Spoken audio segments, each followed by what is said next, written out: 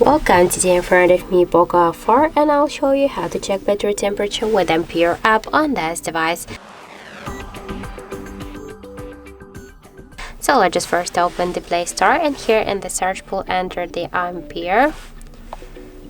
And now we should get this application. That's why please stop here to install and wait a couple of seconds while this application downloading and then installing on your device.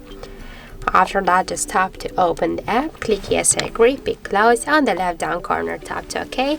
And now here we can see the temperature of our device battery. In my case that's 26.1 degrees.